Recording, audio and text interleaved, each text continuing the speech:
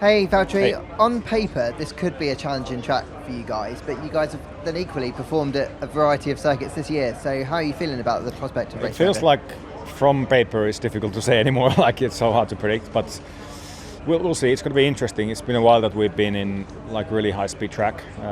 It's been a few weekends in street circuits, etc. So it's going to be good to see where we are. We don't really have upgrades, only some reliability fixes for the cooling system especially. So hopefully that helps.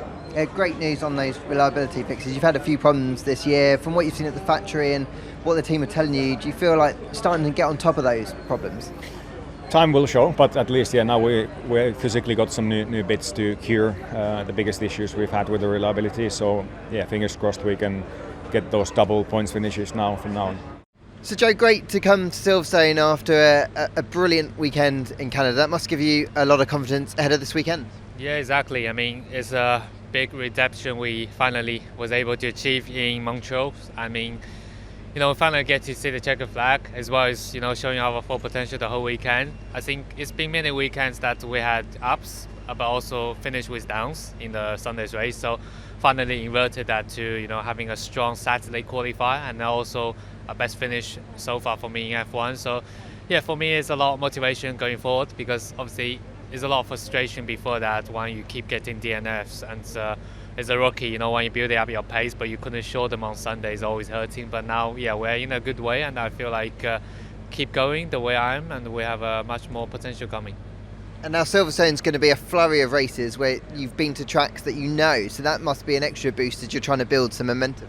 Yeah, I mean, it's like Silverstone is one of my favorite circuits of the calendar, and obviously I haven't been to all the tracks, but here is always a lot of high speed, medium speed.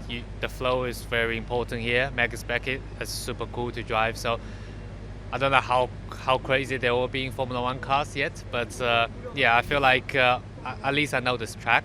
Put me maybe starting ahead equally with the experienced guys. So it give us maybe more potential. Also looking at the mixed weather, we can something might be pouring down rain or not. So could be a very interesting, intense weekend coming up. Now traditionally this car has been pretty strong across a variety of circuits this year, and I guess on paper this circuit probably doesn't suit you. How are you feeling about the performance of the car? Yeah, I mean, in general, obviously, like you said, we are betting the slow speed corners. But looking at this year, you never know because Guangzhou is kind of a medium speed corner track, and then Monaco was a slow speed, and that's my world's qualified position. So it's tough to predict this year. The car is very sensitive, and we have to see, obviously, with other guys bringing upgrades where we are. But I feel like we still have a good potential. Like we show ourselves in the race pace, especially in Guangzhou.